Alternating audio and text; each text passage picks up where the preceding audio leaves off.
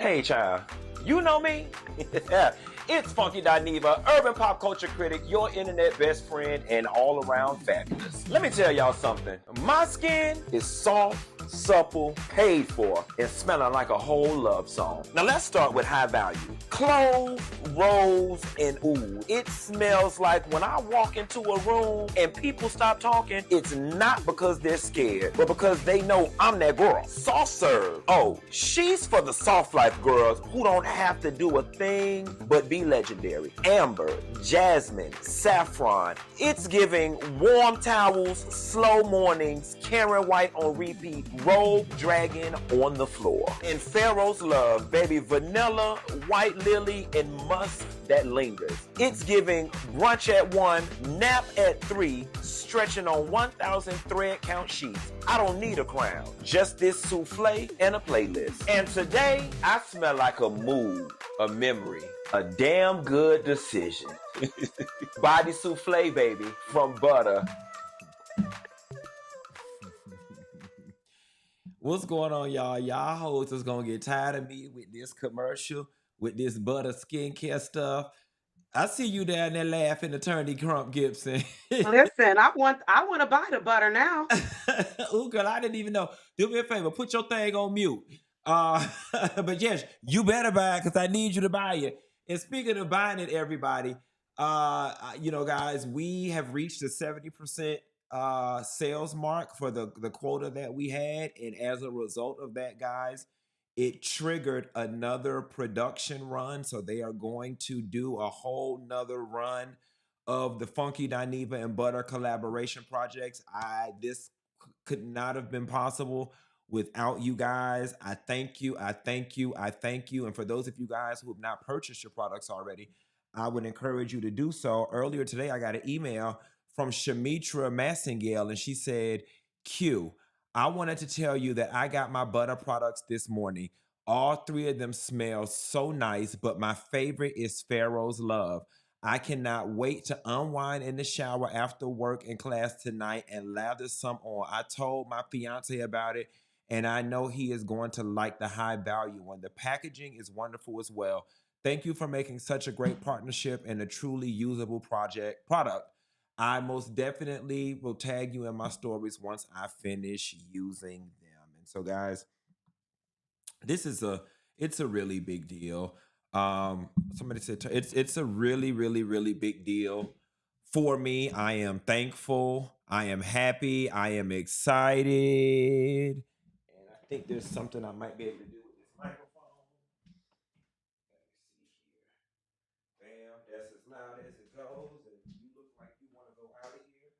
So go out. Dog, are you going out or are you staying in? Dog looked like he wanted to leave the room. So anyway, guys, that's what's really cute. I'm gonna take my time and be honest with y'all. Today is one of those days. It's been a very bad day. And I don't normally have bad days, but when I am being pulled emotionally in different directions and each direction has a competing interest, that's when I have one of these rare bad days. And today it's a situation involving my aunt. Um, the hospital is ready to discharge my aunt, okay? But now, since her kidneys have failed and she's extremely weak, she needs to go to a rehab facility that provides dialysis. And so we loved Miami Jewish, where she was at for rehab before. And today I thought that's where she was going, and we all had to square it away. And then I was going to transfer her to the long-term care at Miami Jewish, a one-stop shop. We got a call earlier today saying that Miami Jewish canceled her admission because they only do dialysis sitting up. And because my aunt is too weak to sit up and do dialysis, they would not be able to accommodate her. They don't do bedside dialysis, or you know what I'm saying? So we have to find somewhere else for her to go. So the social worker from the hospital called about 5 different places. This places didn't have a vacancy. This place don't take her insurance. This place. We found 2 places. I narrowed it down.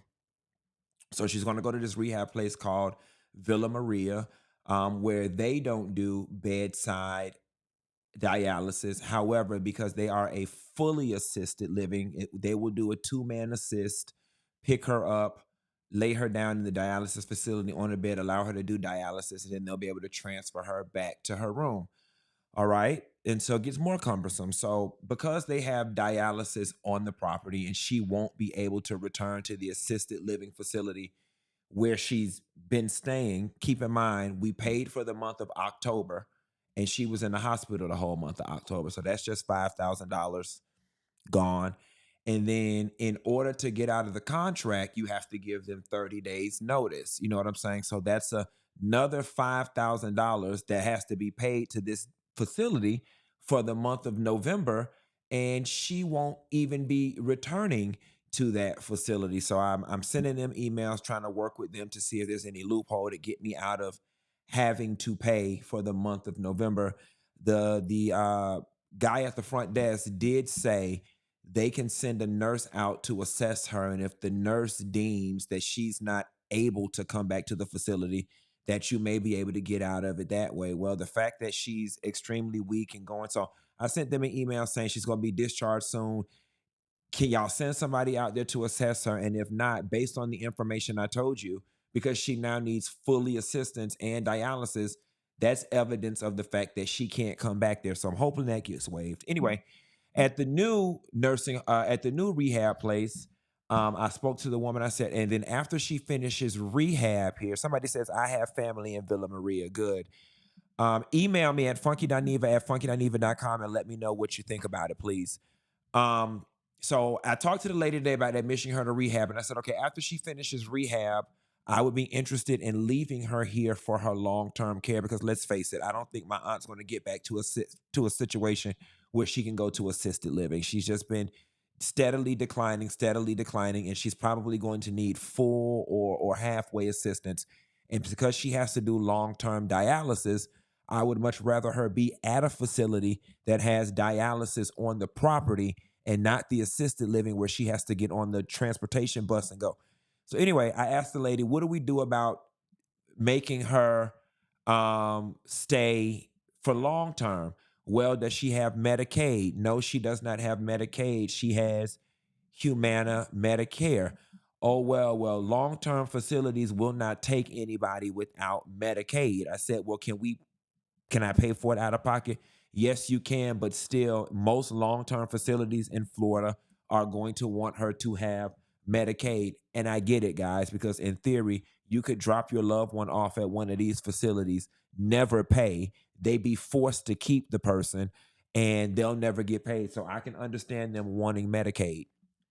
I said, okay, how long does that take? Well, we can link you with a social worker. You can apply for it. It may take a few months. So after rehab, she may have to go somewhere else unless they make an exception to allow you to self-pay until Medicaid comes in. Fine. I start looking up Medicaid requirements.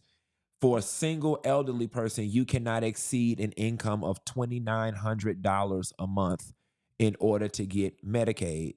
Well, my aunt makes $3,600 a month. She gets $2,200 in pension from her previous job, and she gets $1,600 or so in Social Security. And so now I'm gonna have to hire a lawyer to get her pension moved into a trust. That way, it only looks like she makes XYZ. So I said all that to say that's the update on my aunt.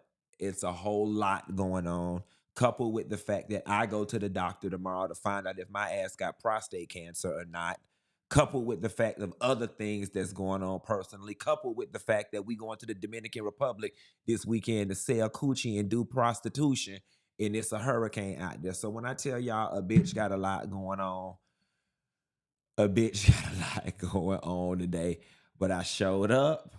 I'm here, and all I can say is good morning. Good morning.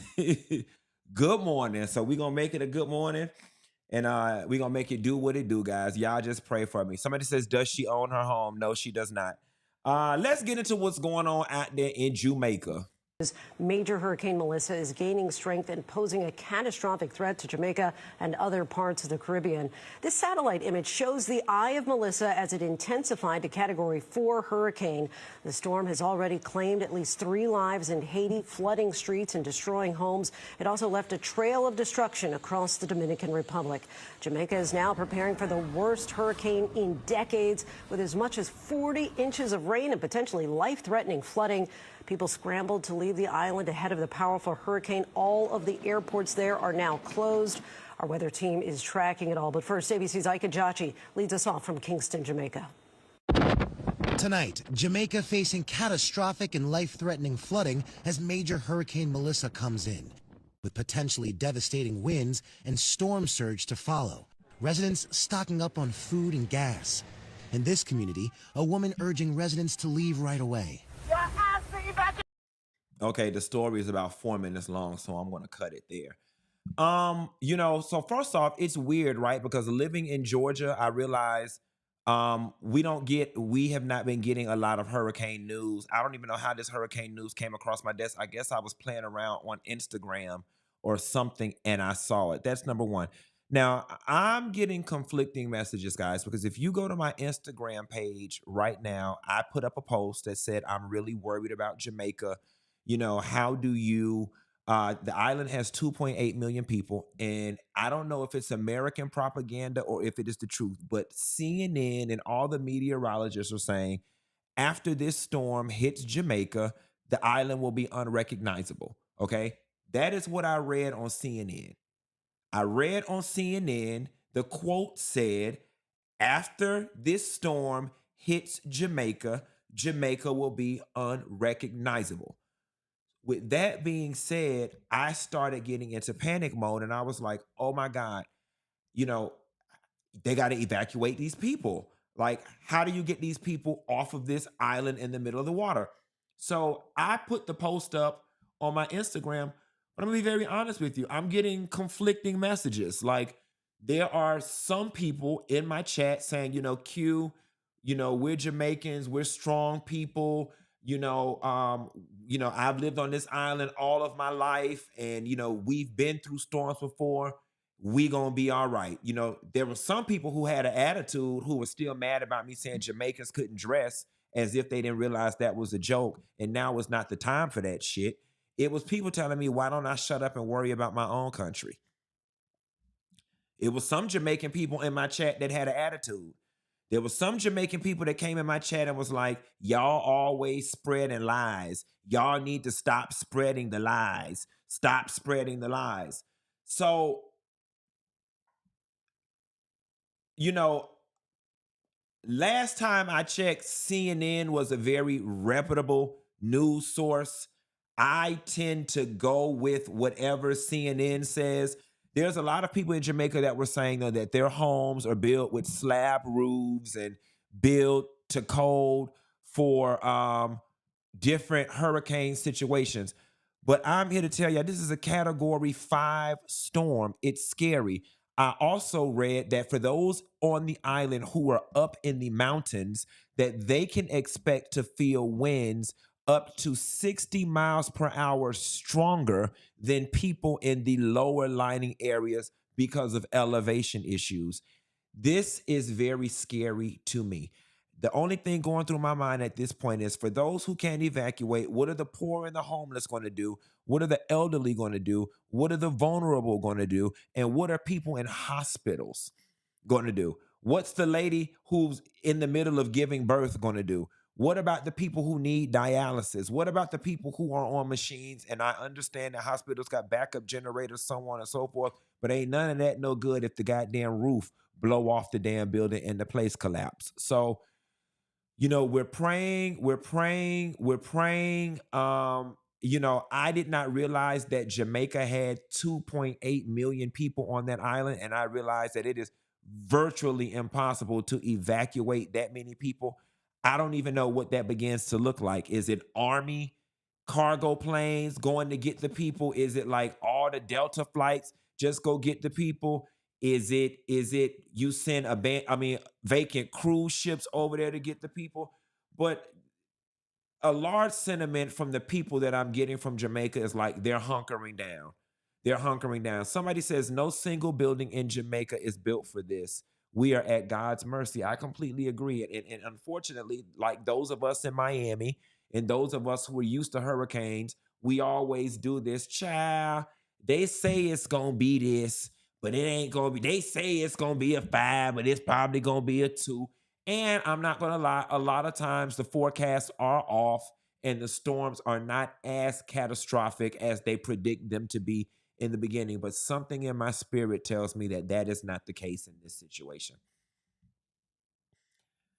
Something in my spirit tells me that this storm is about to do what these people say it's going to do. So we got to send up some extra prayers for Jamaica. And y'all check on y'all loved ones and be prepared to donate whenever the people put up the links and said whatnot to donate.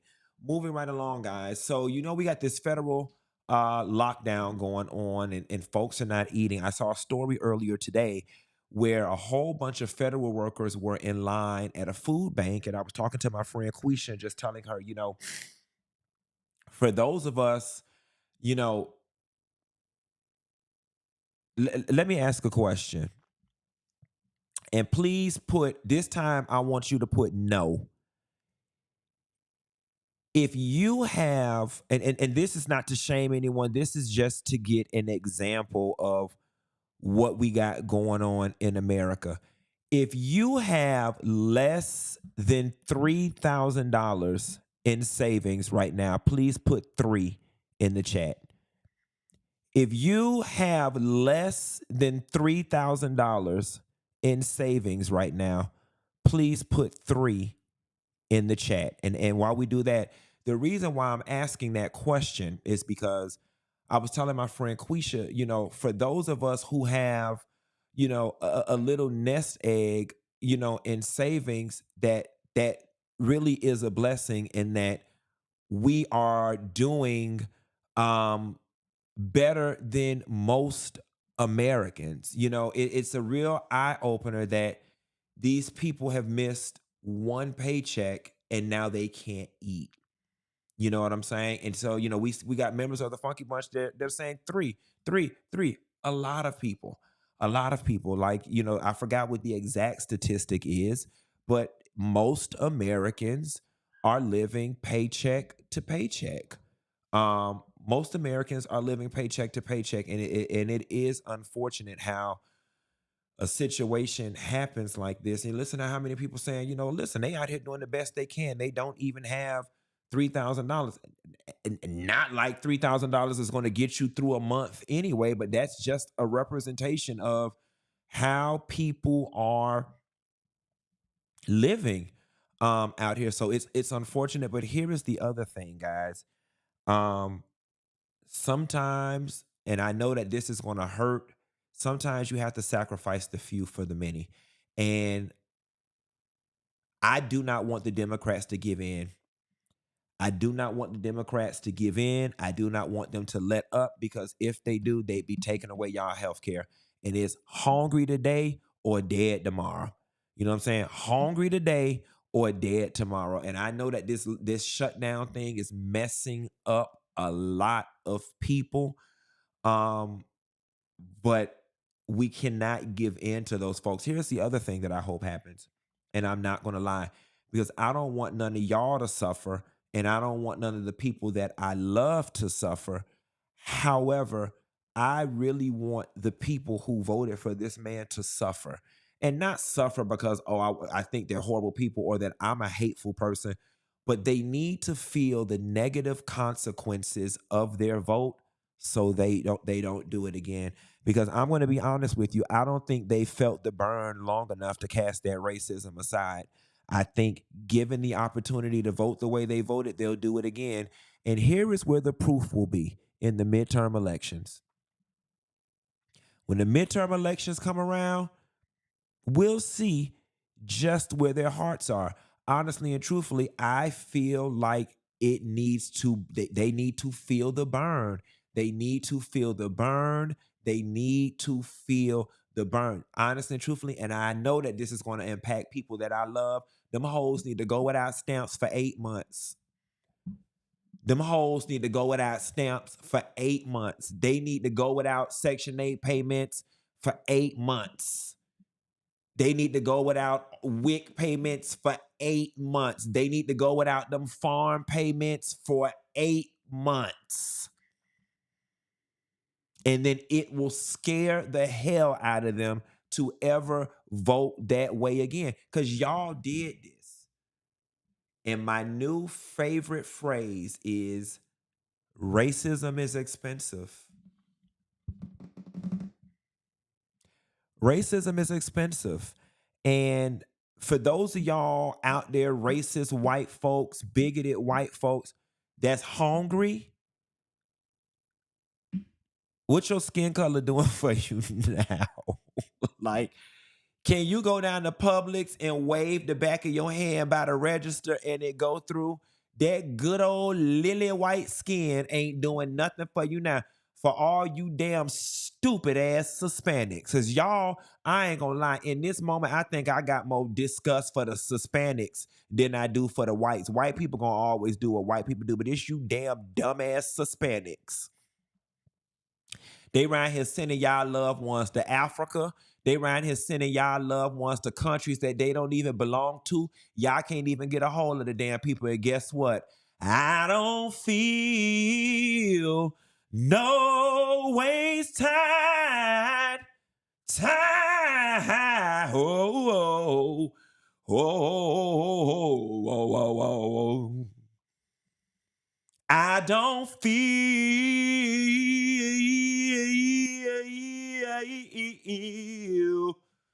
no. I got to practice my runs for how no waist tired I feel about it, baby. And you know what I'm saying? Ordinarily, I would have enough compassion to be like, oh no, we need to find them people in Africa. They sending them people to the wrong country. Fuck them people. Y'all didn't care about them. Why the hell should we? They was y'all family, y'all tribe, y'all, especially y'all dumbass Cubans in Miami. Y'all some of the most dumbest son of a bitches on the goddamn planet. Y'all whole existence is one big float over on a goddamn raft, and y'all gonna vote for a goddamn man that wanted to send all y'all ass back to where y'all came from? Y'all ass need to feel it. Families need to be broken. Jobs need to be lost. Homes need to be foreclosed on. Y'all need to feel it. And not that I wish that on anybody, but y'all need to feel it in order for you to understand what them people think of y'all and what America really is. And see, y'all have been so conditioned to distance yourselves from black people and to strive for proximity to whiteness, and it ain't got you nowhere. Over God's green earth, was y'all gonna vote for that black negress, Kamala Harris? Y'all wasn't gonna vote for that black negress. Y'all words, not mine. And look at what it got you. And the sad part about it is some of y'all so damn ornery that y'all would rather stand out there in the cold and struggle than to align with us. And it is so simple. We have the same interest. We literally could change and conquer the whole world tomorrow if y'all drop the racist bullshit and realize that in the midst of it being black versus white and black and brown versus white, it's also rich versus poor, and most of us are poor. So we need to be binding together on the common thread of being poor, regular, working class black folks and fight this color shit 200 years later. We can divide ourselves by color 2,000 years later once we live in a perfect utopian society. All right. Moving right along, guys. Target dropped a bombshell laying off 1,800 corporate jobs before the holidays. Once again, racism is expensive. There will be a study in somebody's MBA business class on what happened to Target during this Trump administration. This is a perfect case study for why corporations should not get involved in politics. You know what I'm saying? Because the gag is no one asked Target to say out loud anything about what they were doing as it relates to DEI. And Target, here is the unfortunate thing. Of all the stores, Target, Kmart, Walmart, all those stores in that vein, Target, y'all was everybody's number one. Y'all were everybody's number one. There is not a city or a state alive where somebody would choose Kmart, Walmart, or any of those other marts over Target. Y'all were in the number one position for simply existing because we love that red circle and that white dot. We love it. And for y'all to be number one by doing nothing but existing, this was a stupid ass way to mess yourselves up. And then the thing about it is, for those of us who were Target dependent, I'm a Target dependent person. I love Target. We don't got so used to shopping somewhere else now that it don't even feel like we making a conscious choice to boycott y'all. And that's what's hurting y'all even more. It's the fact that y'all are no longer in our rhythm of places to go. Now, don't get me wrong. I would be lying if I did not say I dipped in there 1 or 2 times because I needed something and it was just right there. But I don't go to y'all like I used to.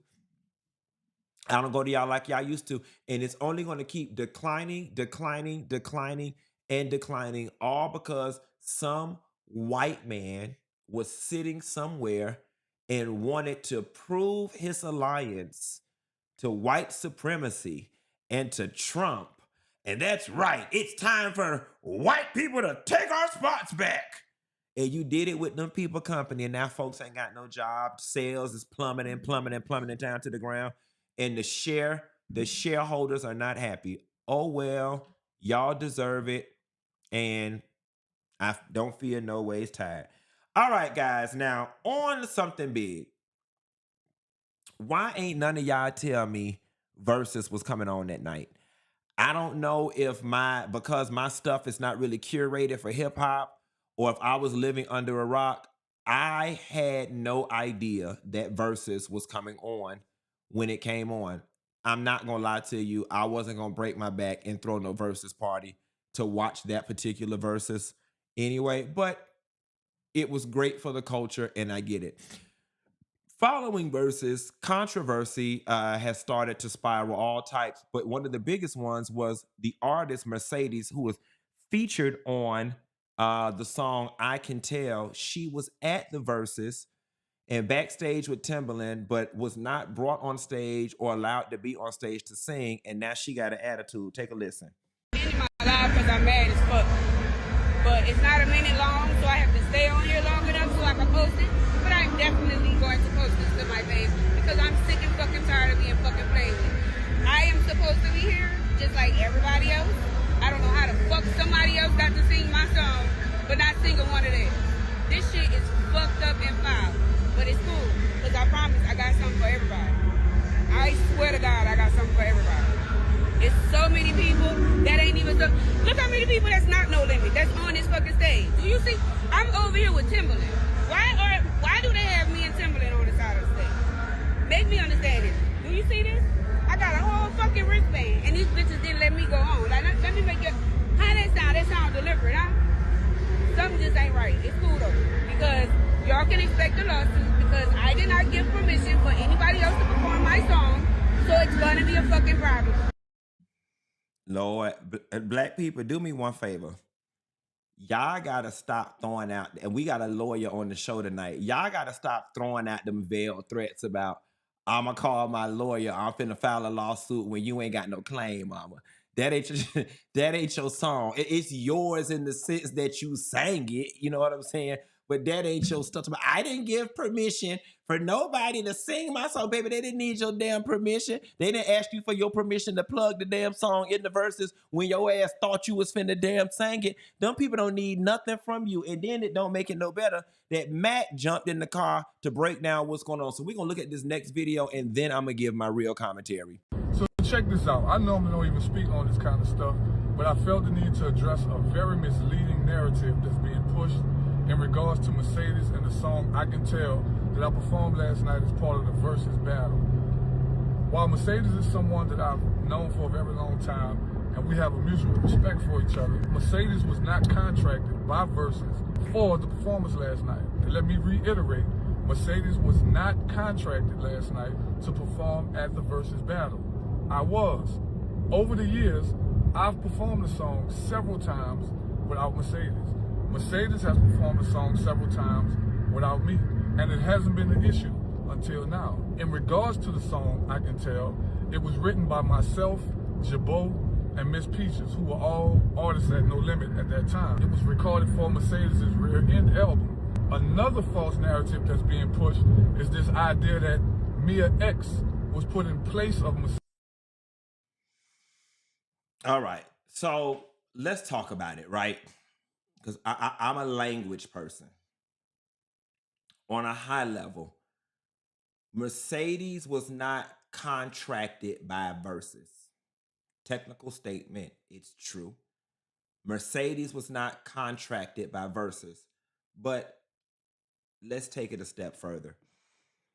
I highly doubt Verzuz contacted y'all individually. I am pretty sure y'all were contracted by Verzuz, but Master P brokered the deal. Wasn't even there. I am beyond positive that Verzuz said, Master P, give us a name. This is the budget that we got. We're going to give you this. Give us the names. Give them their fee. And I'm going to be very honest with you, Mercedes. In short, I wasn't even there, but being in this business, I understand how it goes. Mercedes, in short, they did not feel like your little blip in history at No Limit was worth you getting paid. They had to divide up all that money, and they were just like, I mean, why should we give her whatever they were going to give for her to come out and sing the hook on the song? Now, here is the thing. In Mercedes' defense, and like Mac said, you know, Mac, I respect you, but you are being a tad bit purposefully obtuse as well, because you made the comment, in the past, I have performed the song without Mercedes, and Mercedes has performed the song without me. Absolutely, y'all both have done that at events that don't matter.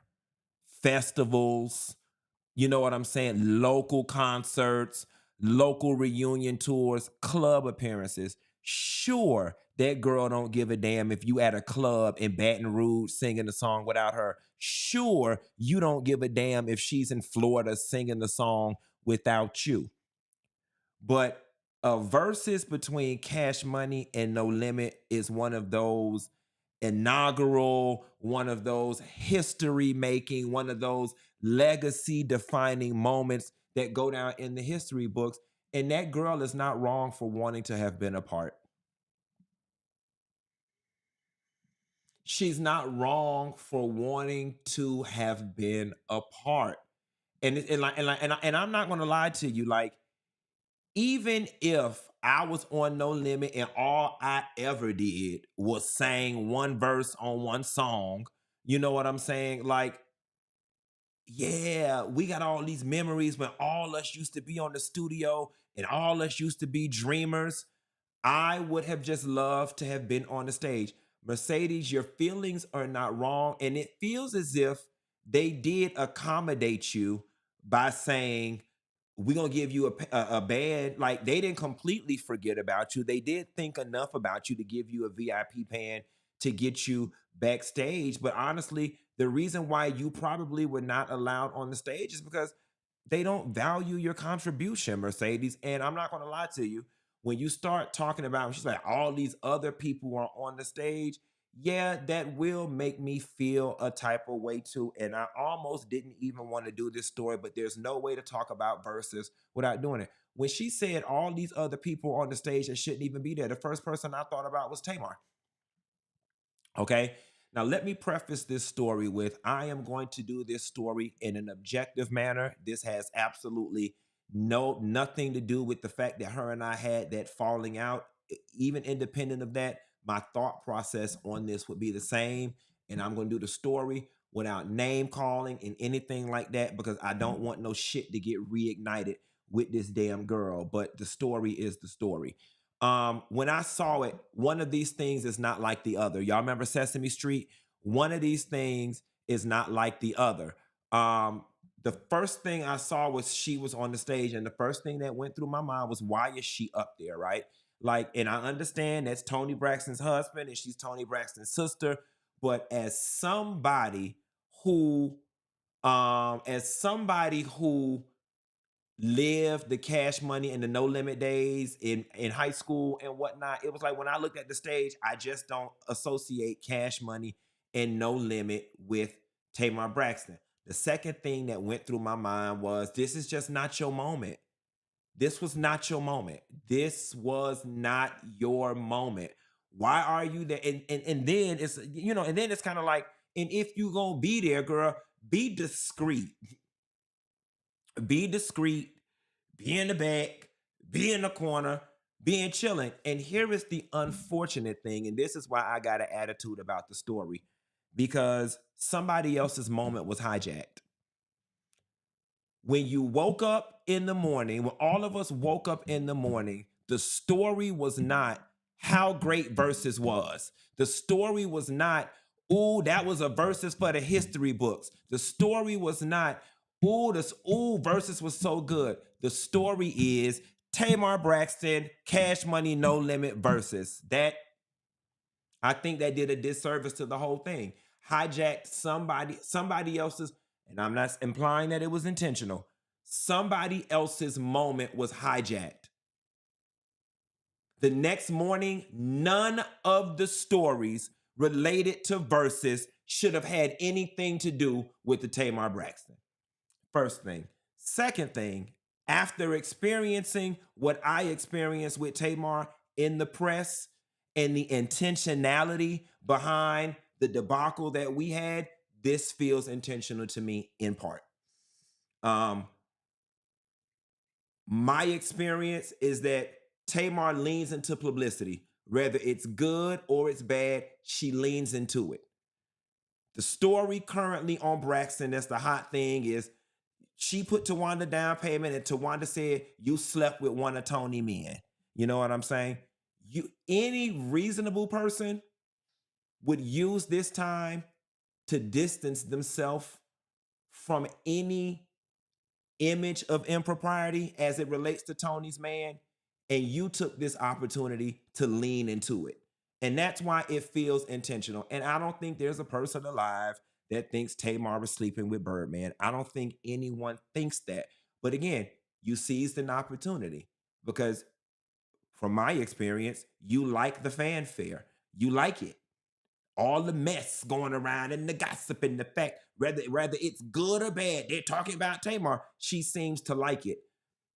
I just don't think any reasonable, and listen, I get the whole, I'm here to support my brother, but you couldn't have supported from the front row and from backstage. And I may be wrong, and I may be speaking without knowledge. Was everybody else wives and girlfriends and cousins and ancillary support systems on the stage? It just felt like a lot. And at the end of the day, as somebody who grew up watching Cash Money and No Limit, I actually would have much rather seen Mercedes up there, because now in my mind is forever etched Tamar Braxton in the background when she just shouldn't have been there. And we should not be discussing Verzuz and Tamar Braxton in the same sentence. Them people moment was hijacked once again to those attention-seeking antics. They say Kelly Price was, okay, maybe.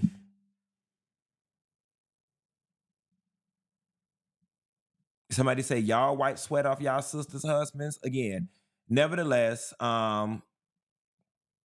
that is that. So guys, I want to, Tamar asked, that somebody said something or another, and she was like, because she couldn't be here to love on her husband, and I'm gonna hold it down for her and my brother. I guess holding it down is what that was. So, guys, I want to go to this commercial I recorded really quickly for this condom brand, and then I'm going to bring on tonight's guest. But take a look. And I scroke it to the east, and I scroke it to the west, and I scroke it in whichever hole you love the best, honey. This is for the girls that like to do love, sex, dirty sex, every sex, and especially for the girls that like to participate in prostitution. In 2025, honey, we is not going out there being caught up slipping, trying to get diseases and STDs in between our legs and in our butt. And if you plan on participating in any level of stroking, then you need to use Strokes latex condoms. Let me tell y'all something. With everything that's going on and all these lies that people is out here telling, you better not be caught slipping. And we way too old for him to be talking about, let me just put their head in and your dumb ass fall for it. Now, let me tell you something.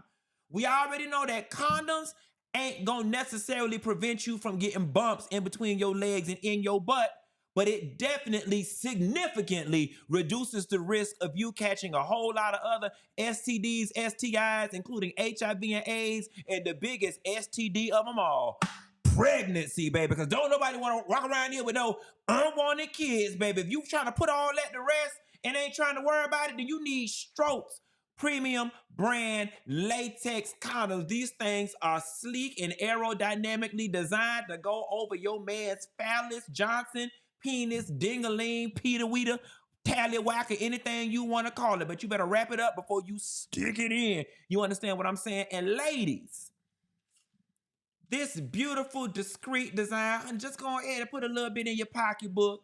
Keep a little bit in your brassiere, up under your wig. Fellas, keep them in your car, in your briefcase, wherever, in your desk drawer, in your separate condo that your wife don't know. That ain't none of our business. Whatever you doing out there that ain't with your wife ain't none of our business. But you better wrap it up unless you want that lady knocking on your wife's door like that lady did in that Mary J. Blige video talking about, she said it's your child. And it really messed me. I'm pretty sure that all the ladies and the fellas out here would appreciate, bitch, if you gonna go out there and cheat on me, at least have enough decency to wrap it up and to wrap it up good, baby. And I ain't talking about wrapping it up with them old cheap-ass condoms they be having in the fishbowl at the front of the gas station by the lottery tickets, or them condoms that they hand out at the club. Now, don't get me wrong. A piece of condom is better than no condom at all, but honey, these is for the high-class girls. These is for the fellas with a little bit of decency about themselves, a little bit of pocket change in their back pocket, baby. You want to use Strokes condoms. And guys, just for you, because I mess with them, and because I mess with them, they mess with you, they going to give y'all ass 10% off if you use the code FUNKY10. That's right. Go to strokesbrand.com. That is strokesbrand.com and put in promo code FUNKY10 and get 10% off on all your love, sex, dirty sex, every sex, stroking in between your legs and in your butt condom needs. That's right. 10% off by using FUNKY10 at Strokes Brand Condom. Let me tell you something. Whatever you decide to do because you grown is your business, and don't let nobody stop you from doing it. But if you're going to do it, you better do it right. You better do it good. You better do it moving, and you better do it safe. Strokes. Let me tell y'all something. I could sell any damn thing, okay? Now, that is an example of the types of commercials that I'm also doing for businesses as well. For some of y'all that are shy about coming on the show, or you don't want to speak, or you just want something that you can have forever in a day. Somebody said, that's a documentary, not a commercial. Girl, go to hell. Okay, go to hell. Let me tell you something. As much as I charge these people with this good money for this good studio, these people got to have some quality product, okay? You want me to just take these people money and just get their ass 30 seconds? Go to hell, bitch. Okay, the people at Strokes was very pleased. The people at Strokes was very pleased. And last but not least, the people at Strokes was very pleased. But y'all go to strokesbrand.com and use promo code FUNKY10 for 10% off for all y'all condom needs. And y'all gonna get that commercial played down to the doggone ground. Anyway, guys, I want to bring up our next beautiful, beautiful, beautiful, stunning guest who is goes by the name of, I hope I'm saying it right. She gonna correct me when she get on. Jehan Crump Gibson. Okay, now she is legal fish, honey. She's the one who turns big headlines into bite-sized legal takeaways. And we're gonna talk about some stories, but more importantly, she's gonna tie it into her services, which is estate planning. That is what she does, and that is why the stories that we're gonna talk about very briefly are going to be relevant. So with that, I want to bring our guest. Oh, what did I do? Hold on. Let me do this. And let me see here. Add. Oh, there you go. And then I can add your camera here. Bam. There she go. Hey. Hey, Funky. Now, did I pronounce your name right? Jehan. Jehan, what Yes. is the tea, pretty girl? What is the tea? Hey, I'm here to talk with you about the tea tonight. I'm gonna let you kick it off, Well, Funky. I'm listen, so excited to be here. thank you so much for having it. You already know how we roll. Let me tell y'all one thing about Jehan before we get started, baby. Now, y'all know the time slot is 15 minutes, baby. Mama sent me over a list, baby. This how y'all got to sell y'all business. She sent me over a 4-page document on what to talk about, how much time to spend. I like it like this, baby, because that means I ain't got to do all the heavy lifting and I ain't got to do no work. Send over your talking points. But anyway, Jehan, tell these people who the hell you are and why you are on my line. Yes, I am on your line to talk about big, messy headlines and turn them into practical legal takeaways so that we can do what we need to do to keep our affairs in order. Again, as you said, my name is Jehan Crump Gibson. I am an estate and business attorney. I am based in Detroit, Michigan. What up, though? And I help families and individuals every day navigate issues to do with their own affairs in terms of protecting their families, their finances, and some messy stuff that comes along with that. So I'm excited to be here tonight. All right, so let's just get into something really quickly. You know, Jeezy and Keisha Kayor appeared on The Breakfast Club, and she was speaking about, you know, his mental diagnosis and all the different things she does to prevent him from having episodes down to the social media and, you know, kind of really delve into some of his medical stuff that really set the internet on fire. Some people thought she did too much. Some people were thankful for the information. I'm somewhere in the middle. Let's talk about it from a legal perspective. What's your takeaway on that Keisha Kayor and Gucci Mane story? Yeah, there's a lot to unpack with that one, Mhm. Funky. I mean, from a basic point, I'll say that shout out to her for supporting somebody through mental health struggles. That is nothing to take lightly. So I definitely give kudos to her. Everybody can't stick around for that. But I think what folks need to take away from this is how important it is to appoint somebody to handle your affairs if you're unable to. People might remember that she was in the interview talking about she has power of attorney. So when Gucci was at the medical facility and they wanted to discharge him, she said no, keep him in there. So she had authority to handle certain things. And the takeaway from that is the everyday person, it doesn't matter if you don't have Keisha and Gucci money, you need to have those same documents so that if something goes wrong with you, whether it's your mental health or your physical health, nobody has to go to probate court to get authority to deal with you. So that's really the takeaway And from you that. know what's beautiful that you mentioned that is because we recently had to do it for my aunt when we got ready to put her in Your this aunt. first assisted living facility. Granted, I'm the one who handles the finances and the medical stuff, but my cousin Eleanor just happened to be there on the ground, and me and her have a close relationship. So I was like, Eleanor, you're there, I'm here. Go get it notarized. You just be the power of attorney. Obviously, I put the battery in her back and tell her what to do and what to say. But we have somebody now, because if it was up to my aunt, she would deny care. She would tell them people send her home. She would turn down services, so on and so forth. And I'm so glad that we were able to get that document in order to be in control. And when I say Jehan, it has made my life so much easier because before I even go into working with my aunt, I was like, before you even ask for ID and relation, bam, here is this document. You talk to me, bitch. You know what I'm saying? And I'm able to Correct. get shit done. Correct. Everything that you described, you wouldn't have been able to do if you didn't have that document. So I'm glad you all had a chance to get it too. Now, girl, let's get into this, honey, because I know I'm just dying to know, especially in the Black female attorney spaces. Like, what is the conversation in the Black female attorney spaces about the Wendy and Eddie Osefo situation? A little bit shocked. Okay. A little bit shocked. I'm looking forward to seeing how this plays out. I think, and obviously, I just want to say for the record, because you know I'm a lawyer, so everybody is presumed innocent until they are proven guilty in a court of law. So I have to give that disclaimer. But it's a little bit shocking to see some of the allegations that we saw come out in the articles, right? About email exchanges going back and forth, items that were, reported to be lost, but then they're on an Instagram post, and all the things that they were kind of putting together when they brought these charges against Wendy. So I think amongst the Black female legal community, it is straight confusion. How does something like this happen? How did we get here? And how did we get here over what, a $450,000 insurance claim? It just wasn't worth it. And I kept telling people, again, I'm friends with these girls and whatnot from these various reality TV shows. I know how much money y'all make, and I know how easy it is for y'all to make this doggone money. That was not enough money for you to be doing fraud, especially when, Wendy and Eddie both, 'cause I don't want to put this all on Wendy, they could have leveraged so many other avenues. Hell, Wendy could have sold ads or ass on Instagram. That's number one.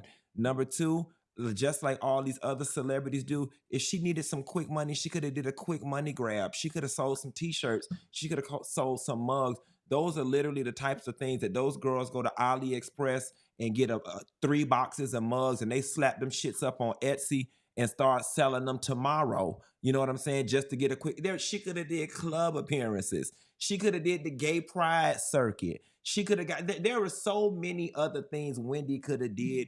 And I am glad I heard this through random news sources that their immigration status will not be impacted by this situation. So that definitely is a good thing. But let me ask you this. What did I want to ask you? Oh, no, that's not what I want to ask you. Let's move on to Diddy really quickly. If Diddy is pardoned or released early, what are the legal ramifications of that as it pertains to his estate? Yeah, so and that's how much time we really got, Funky.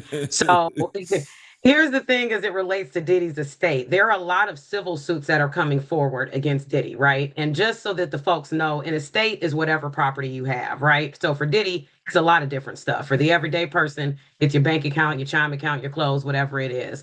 So for Diddy, his criminal case essentially has nothing to do with these civil suits that are coming along. So if he's found liable in these civil suits, and those are completely different standards than criminal suits, that can chip away at what he has. And I don't know about Diddy's estate planning. I don't know if he has stuff in irrevocable trust, and those are things that can shield your assets from lawsuits. But if it isn't in there already, he can't turn around right now and try to shove it in the irrevocable trust to avoid liability. Like, you can't do that. If that were the case, we all would be able to avoid, paying up on lawsuits, right? So once you have a lawsuit pending or whatever, you can't start moving. You can't start moving your stuff around. You have.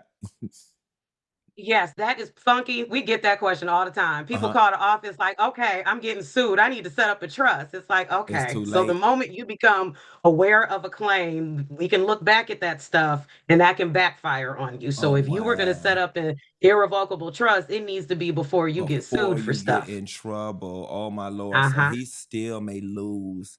He still has a lot more to lose in this doggone situation. Oh wow. So I got some rapid fire questions for you. People want to know, she has power of attorney, but does that make Keisha Kayor his conservator?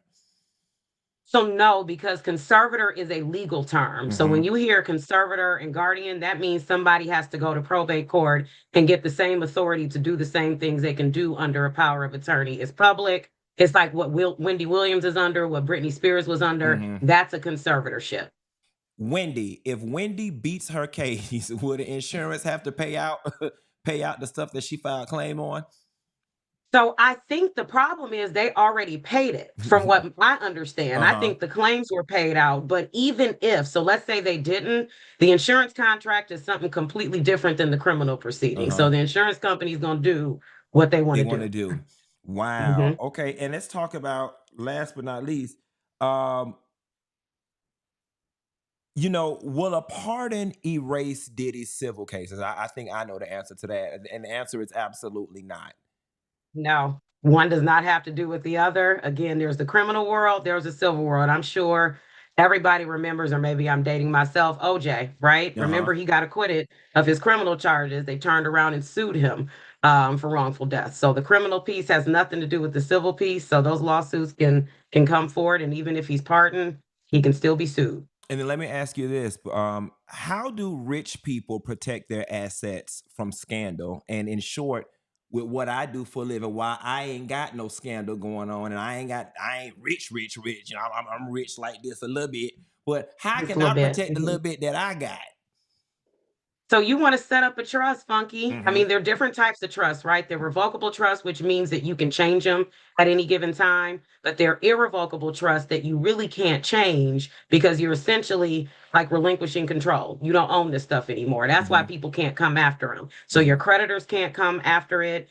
When we rich like Funky, it reduces our taxable estate, so less taxes go to the government. So really, you want to set up an irrevocable trust if you can, transfer some assets there, and they're protected. Nobody can touch those. That's what you really want to do. And I can just go out in the world and do whatever the hell I want to do and still be rich.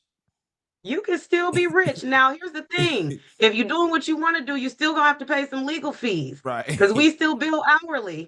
So it may take away from something that you have, but at least certain assets can be protected. Oh, oh my Lord. That's crazy though, because it's kind of like, bitch, I know this your personal house. I know this your house. You did me wrong. You got the money, but because your stuff is in the irrevocable trust, I ain't gonna never get paid, and I can't file no claim against this house. That's your personal house that you got in this trust.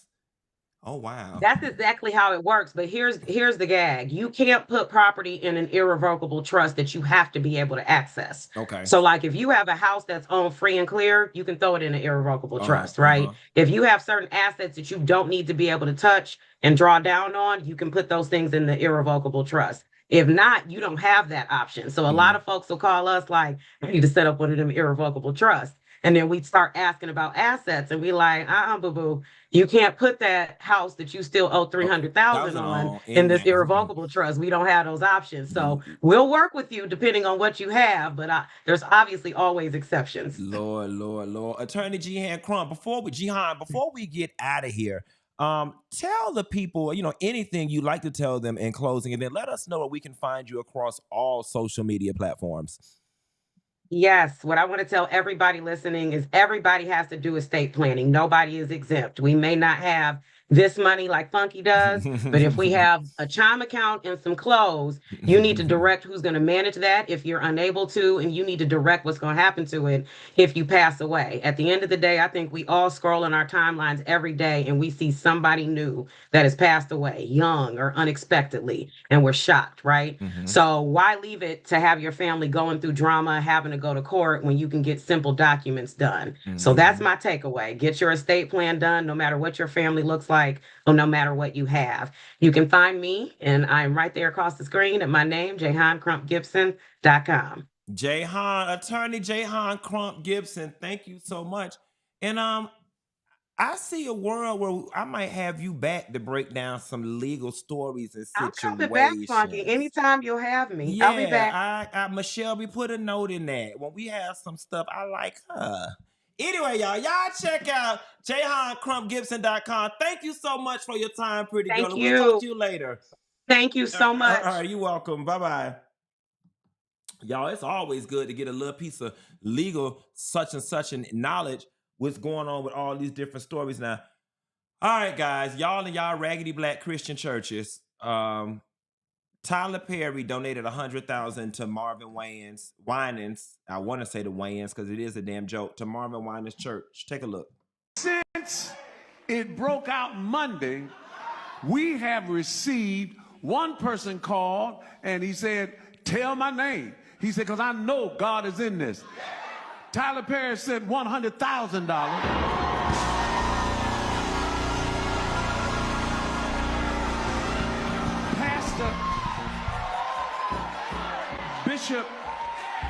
Bishop Patrick Wilton, he said, I'm sowing and I have +1. So he and his son-in-law sent $2,000. We have received. All right. So let's start with the facts. Tyler Perry can donate his money anywhere he wants to. All things constant, it's always great when people donate money to churches. I think it's great that churches fundraise to do whatever it is that they need to do. And I don't see anything wrong with a friend or somebody you respect being in trouble, whether they were right or wrong.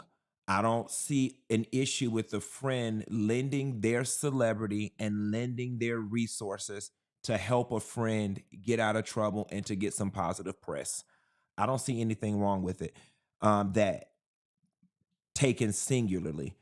The issue that I have, though, is that it reinforces negative behavior. That's all. That's my only real commentary. Like, this whole way through, Marvin Winans has doubled down on his position instead of simply just apologizing.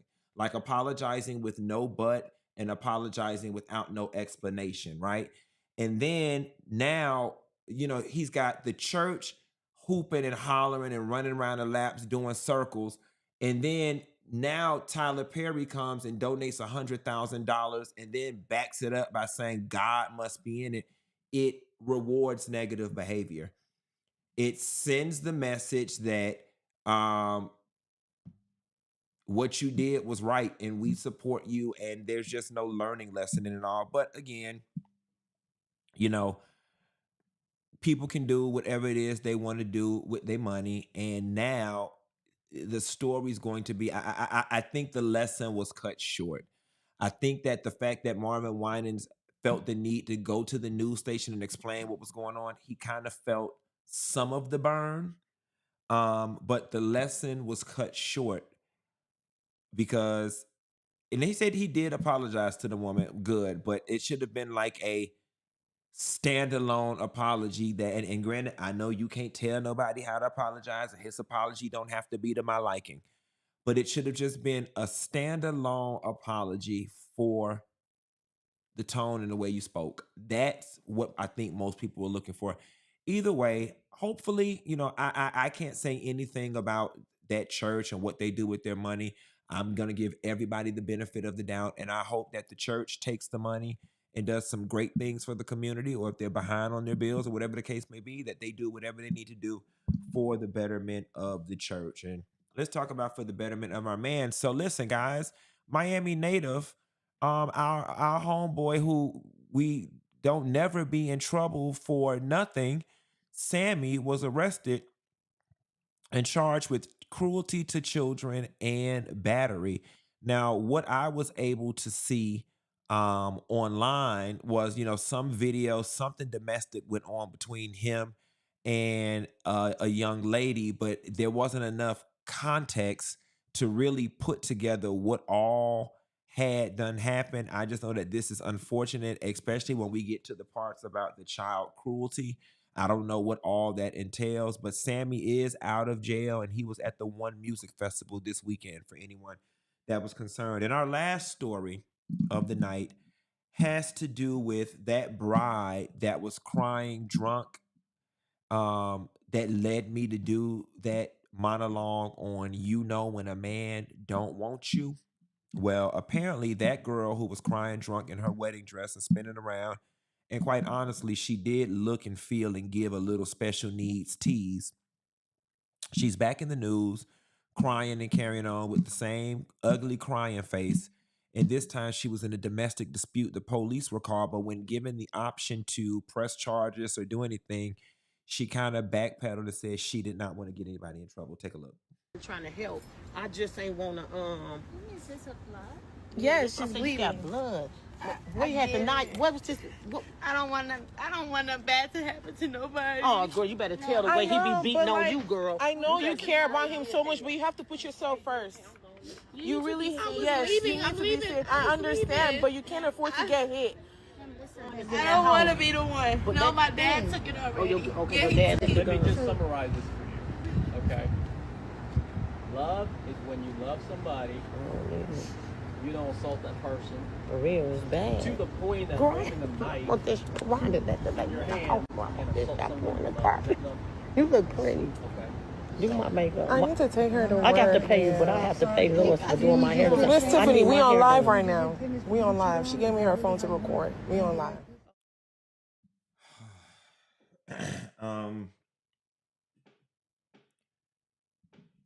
I don't want to kick nobody while they're down, but I can tell you part of the reason why her husband's not interested in her, and I'm gay.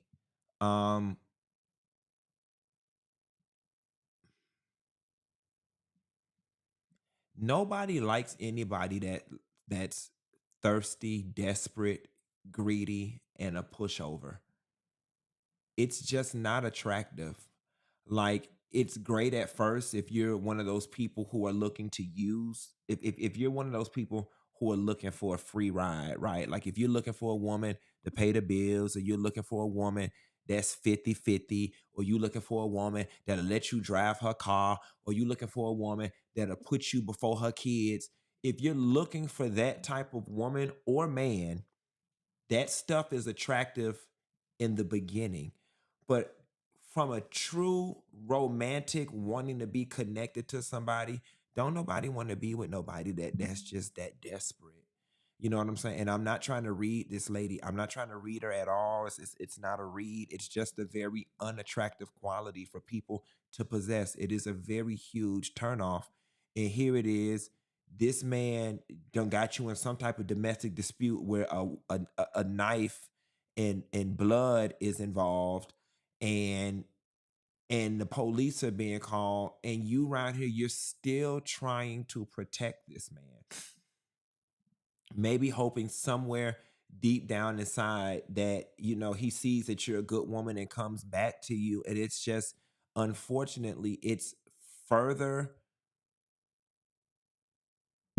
unattractive. It just, I don't want nobody to get in trouble. Let me tell you something, baby. You got one time to look like you gonna hit me, and one or two things gonna happen. Either I'm gonna hit your ass first, or if you do hit me, the police are going to, and I don't give a damn if you lose your job, if your mammy got to put up her house to bail your ass out, if you lose your security clearance, ain't none of that my business. Ain't none of that any of my business. You should have thought about your security clearance. You should have thought about your professional license. You should have thought about all of that before you decided to get into a domestic anything with me. Nevertheless, guys, that's all I got. Ain't got no more. I'm finna get up off the line, and I will call y'all later. Bye.